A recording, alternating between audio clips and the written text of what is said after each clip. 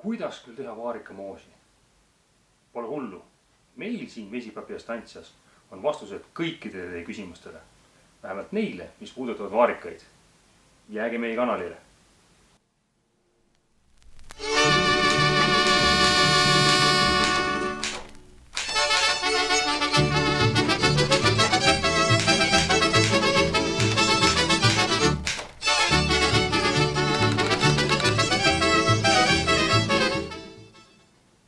Tere! Täna teeme vaarikamoosi. Tavaliselt müüme oma saagi ikkagi toorelt klientidele, aga mõnikord jääb osa marju kätte. Mis siis nendega teha? Tuleb need kuidagi säilitada, et ka talvel midagi süüa oleks. Aga mida veel moosi tegemiseks siis vaja on? Nimekiri on ekraanil. Kott, kulp, purgid, purgikaan, pliit, keedukann, vesi, suhkur, õunad, vaarikad, piiritus. Te nüüd mõtlete, et mul on midagi viga. Milleks on vaarikamoosi tegemisel vaja õunu, suhkrut ja piiritust? Aga ma kohe selgitan. Suhkrut ja piiritust on vaja moosi säilitamiseks. Säilitamise kohta olen varem ühe video teinud. Link on video kirjelduses. Kui huvi tunnete, siis vaadake seda. Aga nüüd õunte juurde. Põhjus on majanduslik. Vaadake, kui palju maksavad vaarikad ja kui vähe maksavad õunad. Kui ainult enda jaoks moosi keeta, siis pole see nõnda oluline. Aga kui poest ostab puhast vaarikamoosi, siis seda süüa on lihtsalt valus. Raha juba krõbiseb hammaste vahel. Ja kui te nüüd arvate, et ainult mina olen eriline kooner, siis vaadake, mida teevad tõelised konservitehased. Käisin kunagi ühes tehases ekskursioonil ja seal räägiti meile, kuidas nad murakamoosi teevad. Pange tähele, murakad maksavad 20 eurot kilo. Keegi ei osta sellise hinnaga moosi. Aga selleks, et oma hind alla tuua, keedetakse moosi kõrvitsatest, lisatakse palju suhkrut, veidi piktiini ja maitse pärast natukene murakaid ka. 1. aprilli puhul tegin ühe naljavideo sellest, kui palju vaarikatooted tegelikult vaarikaid sisaldavad. On küll naljana mõeldud, kuid see on naer läbi pisarate. Jälle, link on video kirjelduses. Kui huvi tunnete, siis vaadake. Aga nüüd tagasi vaarikate ja õunte juurde. Jah, õunad teevad moosi oma hinna odavamaks, aga samas tarretavad ka moosi mõnusalt tahkemaks. Puhas marjamoos on liiga vedel ja see käib nii vaarikate, pohlede, sõstarde kui ka muude marjade kohta. Aga mulle meeldib, kui moos on tahke konsistentsiga. Seega, ideaalne vaarikmoos on selline, kus maitse tuleb vaarikatelt ja konsistents õuntelt.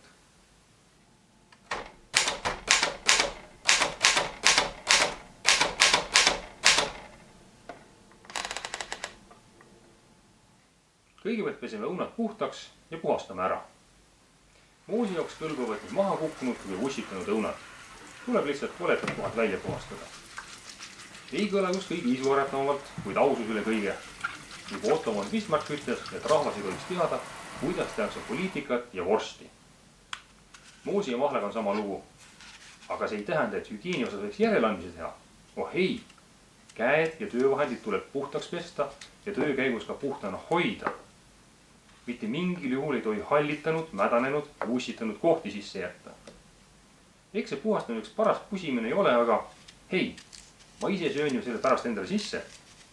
Selle nimel tasub veidi pingutada või kuidas?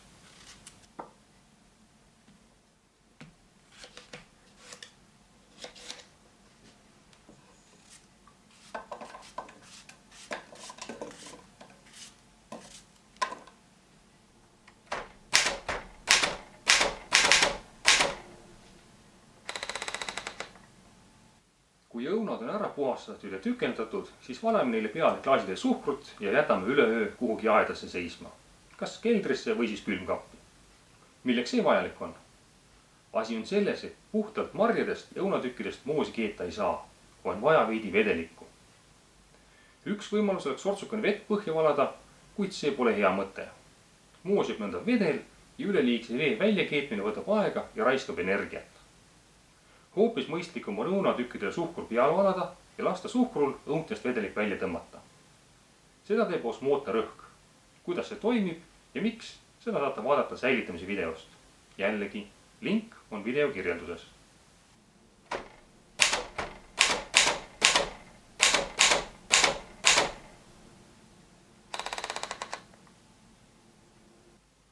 Igatahes hommikul ootab meid potitäis tükeldatud õunu, magus vedelik põhjas. Ega siis midagi. Paneme poti pliidile ja hakkame keetma. Moosi tuleb keeta madalal temperatuuril, muidu kõrbeb see põhja. Algus on vaja juurest passida ning aeg-ajalt segada.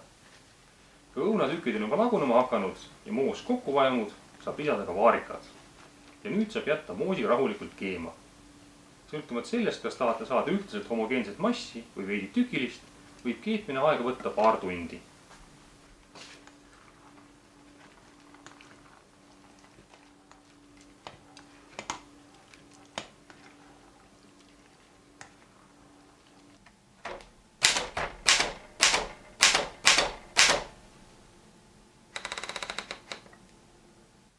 Seni kuni moos keeb, saame ette valmistada purgid.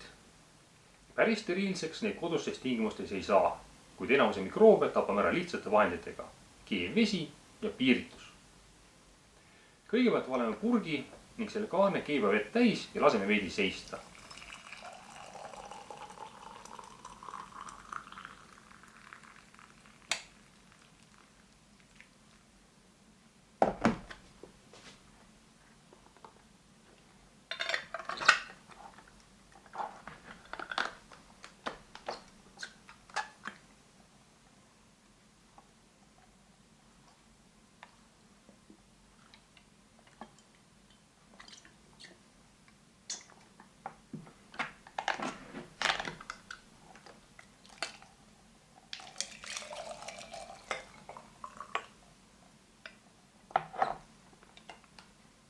Siis valeme tulise vee välja ja kallame paar milliliitrit piiritust purki.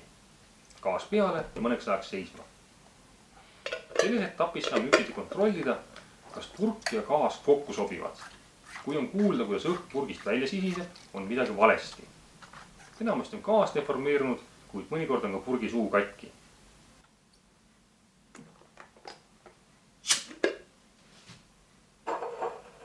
Igatahes piiritust me purki ei jäta, vaid valame välja, et seda edaspidi teiste purkide puhastamisel kasutada. Tühjale purgil keerame kaane uuesti peale ja jätame ootele, kuni moos valmis saab.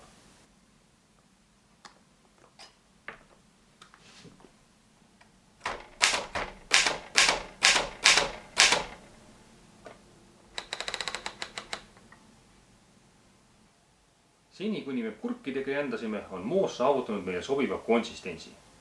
Nüüd valeme suhkrupotti ja segame, kuni see on ära lahustunud. Suhkru lisamine teeb moosi veidi vedelamaks, seetõttu peame veel pool tunnikest rahulikult keetma. Suhkrut ei lisame mitte ainult selleks, et moos magus oleks, vaid eelkõige selleks, et moos säiliks. Üldse kasutame me 3 säilitamise meetodit korraga. Keetmist, orgaanilisi happeid ja osmootsat rõhku. Täpsemalt saate vaadata säilitamise videost. Link on video kirjelduses. On moos jälle saavutanud sobiva konsistentsi, lülitame pliidi välja ja laseme potile aeglaselt maha jahtuda. Moos peab jahtuma sellise temperatuurini, et kui me käeselja vastu potti paneme, siis on küll tuline, kuid ei kõrveta valusalt. Alles siis on paras aeg moos purkidesse tõsta.